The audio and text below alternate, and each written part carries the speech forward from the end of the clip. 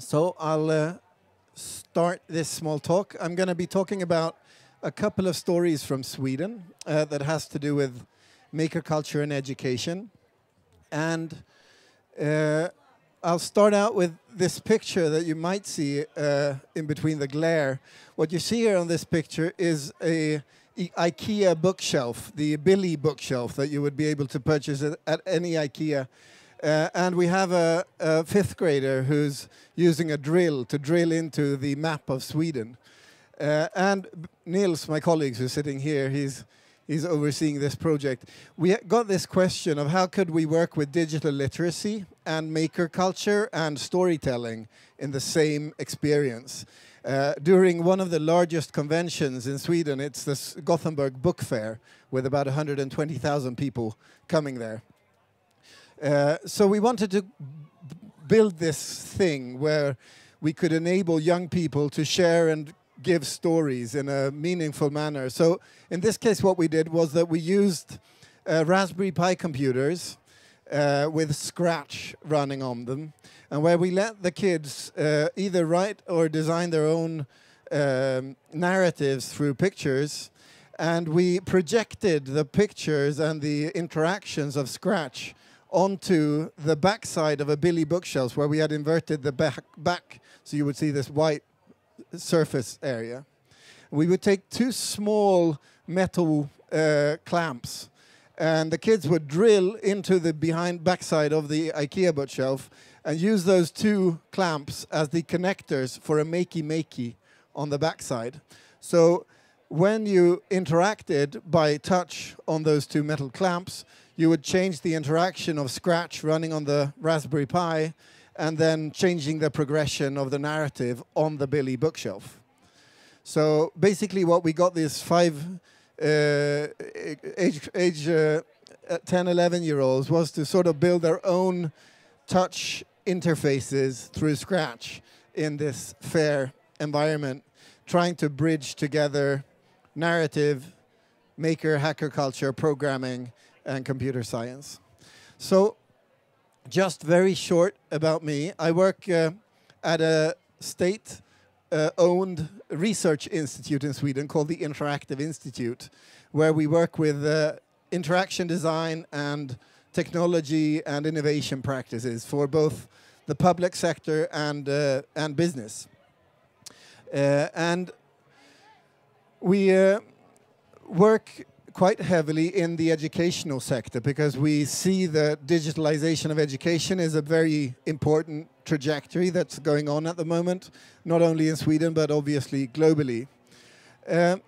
So in order to just understand the four cases I'll present here in 15 minutes, I need to tell you just a short bit about the Swedish educational system. Accompanied by an orchestra. So, to start out with, just to get the context, in Sweden, education is free for all. It's free from preschool, age 1, until you leave university. So there's no tuition fees at university. You don't pay anything, basically, at all for the education you get in Sweden. Which means that when we work with preschools, we actually can engage about 90% of the 3-year-olds or 4-year-olds in our population, should we want to do that.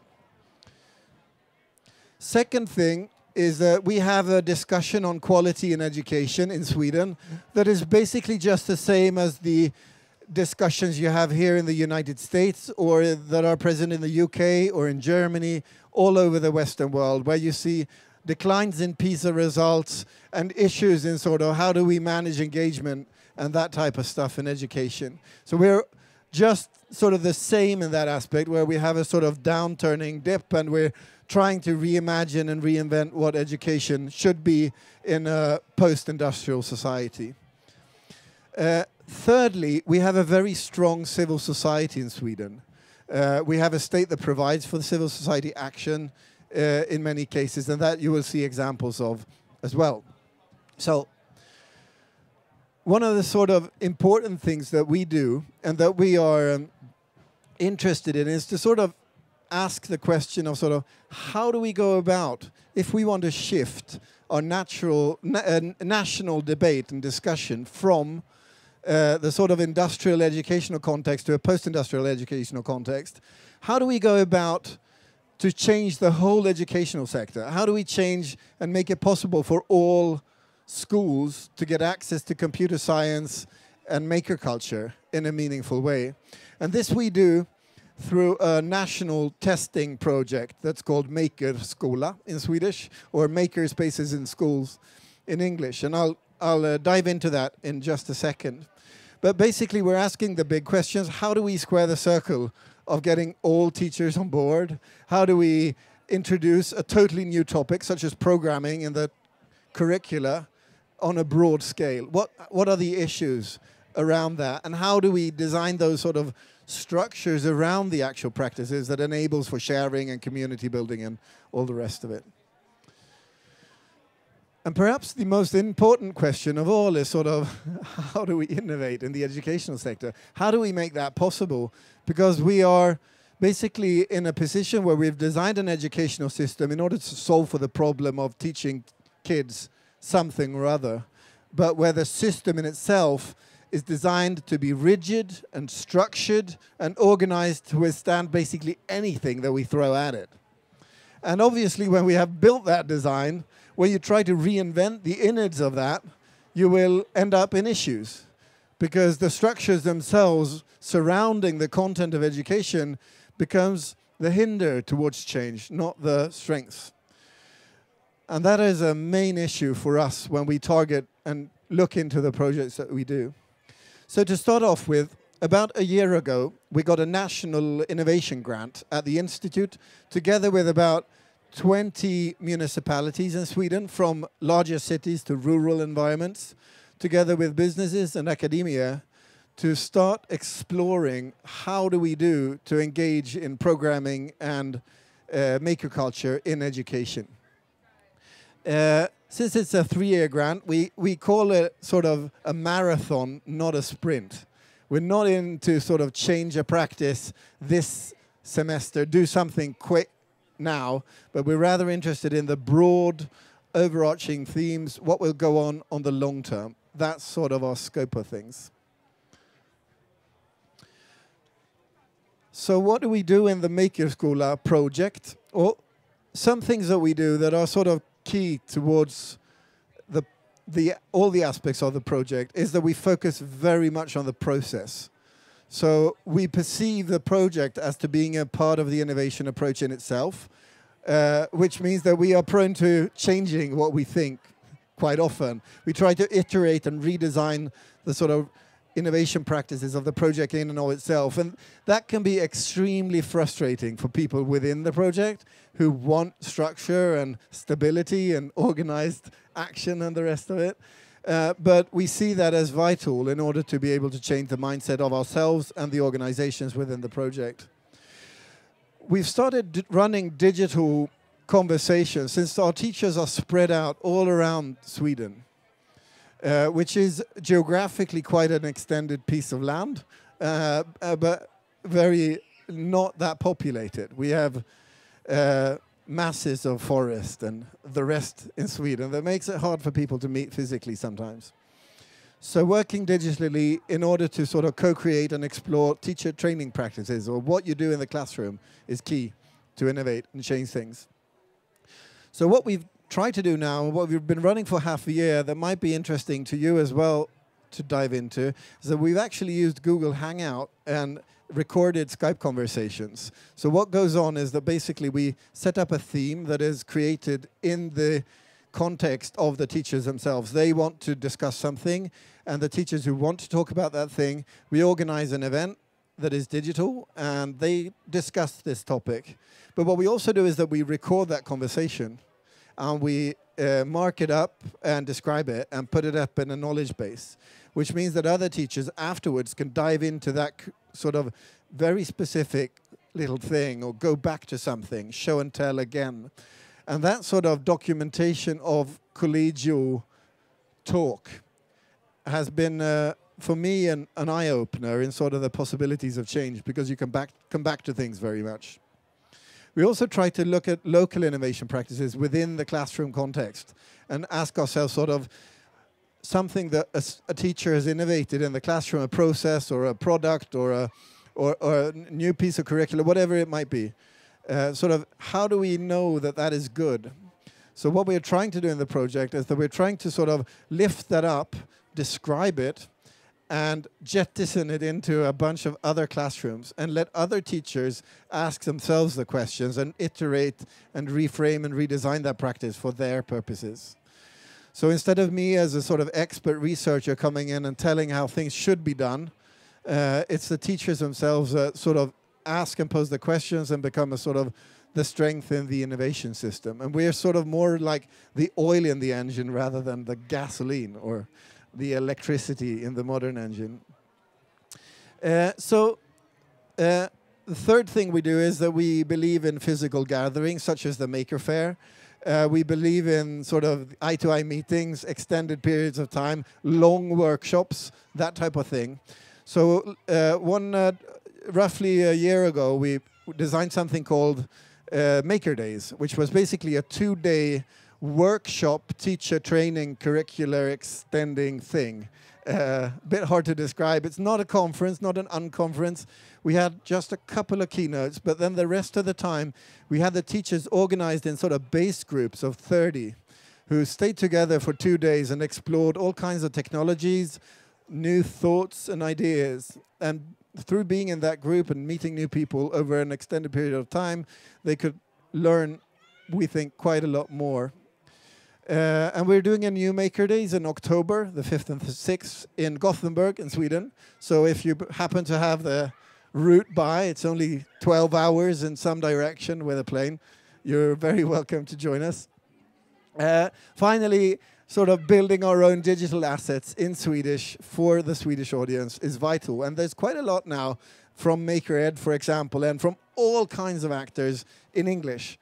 But we know that that's a threshold for many Swedish teachers. So making and remaking this material is key. Therefore, things like, for example, Creative Commons-based materials is just awesome for a small country like Sweden because it provides us with a much richer base to work from. If you want to know more about this project, you can look into makerskola.se. There's a short English introduction, and you can also find my contact information there.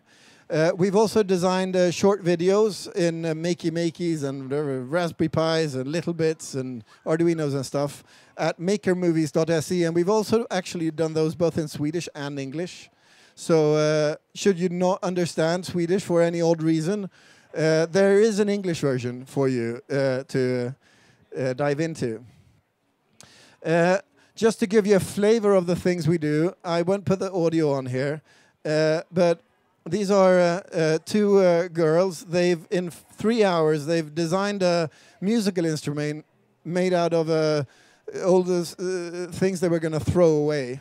And it's a kind of piano which you play by interacting with this thing, and it plays pig's noise that the girls did themselves, and this girl explains it quite well by like doing this kind of sound. And we had a concert for the local politicians with these instruments and some fizzy drinks and stuff, and it was really, really engaging and got the minds going both by the kids and the adults. This is a short video from the book fair where we presented this interactive IKEA bookshelves, and these are the kids working with that bookshelves and doing a sort of show and tell video on how they go about when they produce this kind of material and what they do. We believe very much in sort of designing a very rigid structure for the learning. We know the outcomes, we know the goals we want. We provide them with a kind of framework for learning. It's not like do whatever you want or the sort of very early Seymour Papert oriented approach of like having the learning just be in the kid. We have a very structured design for our content, but within that frame, the kids are free to do very much different things. So in this case, we knew very well the sort of outer boundaries of the project, but the kids, they got to play and explore a lot. And they also were the ones describing for the people coming to the book fair what they do, just as you would see kids here explaining their projects and such. So for the sort of non-formal educational sector, we've also done a lot of work to explore sort of how do we design computer science clubs or environments where kids can explore learning with these kinds of tools and knowledge, etc. And Nils and I and our colleagues at the Interactive Institute in Gothenburg, we have the privilege of having our own very bizarre little makerspace in the world, where we can invite kids and do fun experiments on maker and hacker culture.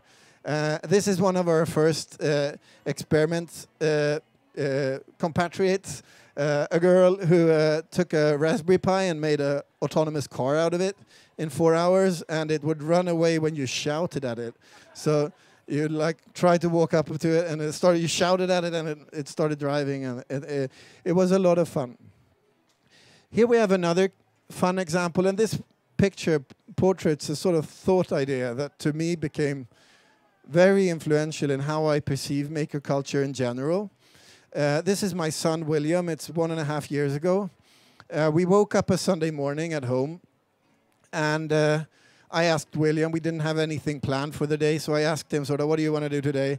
And he said, well, I want to have a crossing, four-square crossing in Brio, the train track, wooden train tracks, to play with. And I don't have that four-square crossing. Can't we go and buy that at the toy store, at the big toy place?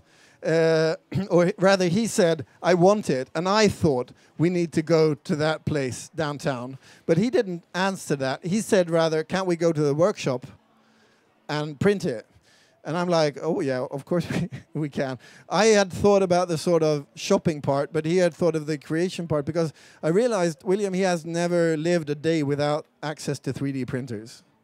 We've always had 3D printers around him as long as he can remember. And for him, the notion of creation is actually presupposed to the notion of shopping, because that's sort of basically how he's brought up.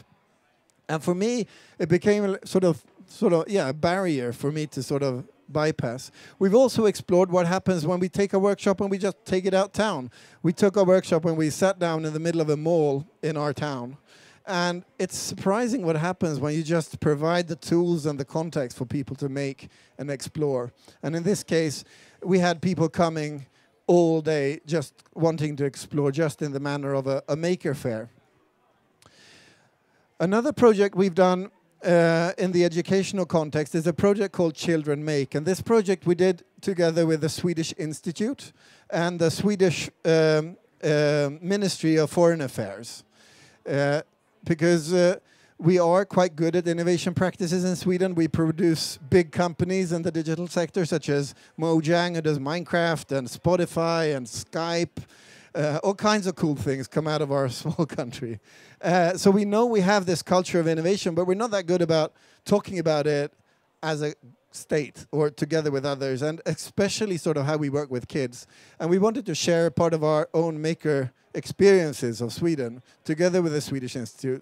So what we did in this project is that we designed a carry-on case that weighs 23 kilos, so you could actually take it on board an airplane without having to pay a bunch of money. And in this bag, we had 15 kits of Raspberry Pi computers with makey-makeys and a bunch of other stuff, some Arduinos and sensors and all the rest of it. Copper tape and foil, aluminum foil and fun stuff. And we took that bag and we first went to Serbia 2 years ago to work with various people in the Serbian context, Roma kids living in ghettos and such. And it was a really empowering experience to work with these kinds of tools with very low cost in that context. And this video, you see a workshop that I did just before Christmas last year. Together with the Ministry of Foreign Affairs and Swedish Institute, we went to Istanbul in Turkey, where we worked together with a Turkish Makerspace, a local group of awesome people who has designed a Turkish version of Little Bits that are really cool, that you should check out. They're called Makey, and they're found only in Turkish. Anyhow, this crew, together with them, we worked with Syrian refugees and Turkish kids. There's millions of Syrians in Turkey at the moment living under extremely troublesome conditions due to the war. So we did this project where we used technology and programming as a bridge of culture, extending from the one child to the other. And in this case, we used Scratch. And what's so awesome with Scratch that we've noticed is that you can change the language at any time and just continue. So what we did in this case, we had Turkish kids writing code and building stuff in Turkish. Then we flipped it over to Arabic, and the Arabic kids, they continued iterating and working on it. And I switched to English to understand what was going on. And we went back and forth that way. And nobody could understand the other spoken language, but we did a project around children's songs.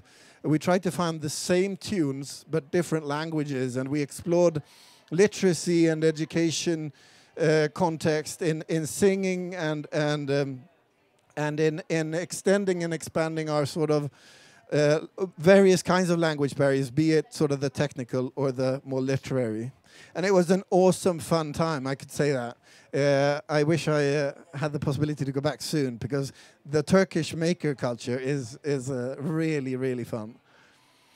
This is a picture I got from Poland. They had got inspired by a workshop, the workshop we did in Serbia, and I got this email with this picture, like, the kids' parents don't understand anything, but it's awesome. They are playing in color and water and stuff.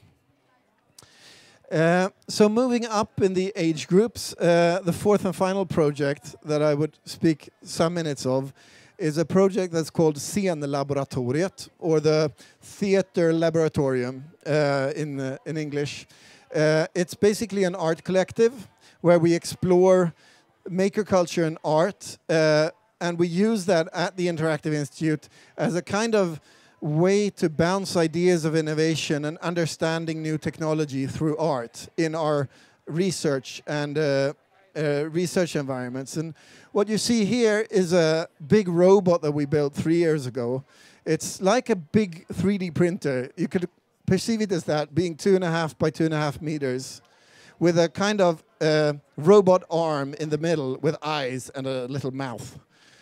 This big robot is actually an actor on a theater stage, and we had a dramatist write a play for the robot and one actor. And as you would imagine, doing theater together with one robot that does the same thing over and over again becomes quite a dead play. So we wanted to make it more alive, so we built a kind of framework, digital framework for the robot, where the actor would have an EEG sensor, a neural interface, and where, depending on the brain state and the frontal lobe of the actor, the robot would actually perform differently.